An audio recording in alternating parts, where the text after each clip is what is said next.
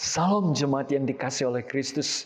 Kiranya hari ini Tuhan boleh menuntun kita sekali lagi di dalam terang kebenaran firman-Nya. Satu perenungan tema kita, keterpisahan yang pilu. Saya rindu mengambil nats ayat Imamat 13, ayat 45 sampai ayat 46. Bagaimana orang yang hidup di dalam sakit kusta. Firman Tuhan berkata, orang yang sakit kusta harus berpakaian yang cabik-cabik, rambutnya terurai, dan lagi ia harus menutupi mukanya sambil berseru, najis, najis. Selama ia kena penyakit itu, ia tetap najis. Memang ia najis, ia harus tinggal terasing di luar perkemahan. Itulah tempat kediamannya. Jemaat yang dikasih Tuhan, keterpisahan yang pilu itu adalah derita orang yang sakit kusta di dalam konteks perjanjian lama yang ditulis oleh kitab Imamat ini. Bukan hanya keterpisahan yang pilu secara fisik karena kondisi yang menjijikkan dan dianggap najis, namun juga menderita secara psikis dan juga jiwanya karena penolakan dan dijauhkan dari komunitas keluarganya, komunitas umat orang-orang percaya, bahkan harus keluar dari kemah rumah tempat tinggalnya. Dan saat teriakan najis, najis diserukan ketika dia berpapasan dengan orang-orang yang dilewatinya. Ini bukan hanya teriakan secara mulut, tetapi juga teriakan pilu dari jiwa yang dalam karena merasa tertolak di hadapan orang banyak, merasa tidak layak, merasa cemar di hadapan hadirat Tuhan yang tidak layak karena Tuhan kudus, dan sungguh merindukan saatnya Tuhan melawat untuk ditahirkan, dikuduskan, menjadi sembuh dari keterpisahan dan penderitaannya di hadapan sesama dan juga dalam persekutuannya dengan Tuhan. Saudara yang dikasih Tuhan, ketika kita menyadari arti dosa yang dikatakan oleh Alkitab, Alkitab katakan sesungguhnya betapa cemar dan najisnya diri kita karena dosa-dosa kita. Seperti yang Paulus juga katakan, nyata dalam pikiran kita, perkataan kita dan perbuatan hidup kita. Dan seharusnya itu juga membawa hati kita pilu di hadapan Tuhan. Kenapa?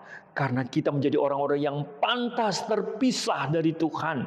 Dan kita menjadi orang-orang yang tertolak. Dan tidak mungkin hidup di dalam pendamai dan persekutuan dengan Tuhan. Dan kita tidak mungkin bisa mentahirkan, menguduskan diri kita sendiri. Tetapi kita bersyukur 2000 tahun yang lalu Tuhan Yesus telah datang ke dunia. Dia pernah merasakan penderitaan orang-orang yang sakit kusta.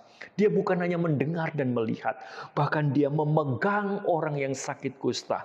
Dia mentahirkannya, menyembuhkannya dengan anugerah yang luar biasa.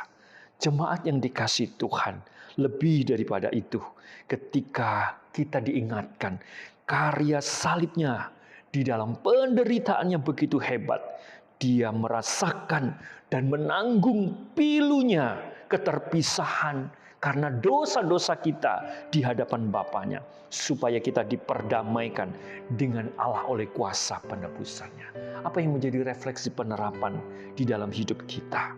Hanya belas kasihan di dalam Kristus Yesus saja yang telah datang untuk mendamaikan, untuk menyucikan kita di atas kayu salib, supaya kita berdamai dan kita diterima layak di hadapan Allah Bapa dan hidup di dalam proses pengudusan. Kita berdamai dengan Allah dan kita juga diterima oleh Allah, dan kita belajar saling menerima sesama kita dan tidak merasa diri kita jauh lebih sempurna, lebih baik, lebih benar. Tapi kita menjadi orang-orang yang telah dikuduskan, ditahirkan oleh Tuhan, dan kita boleh belajar menerima orang-orang berdosa dan membawa mereka datang kepada Kristus.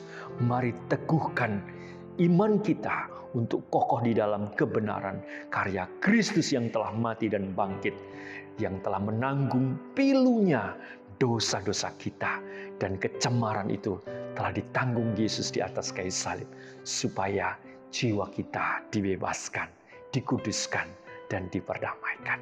Mari kita berdoa.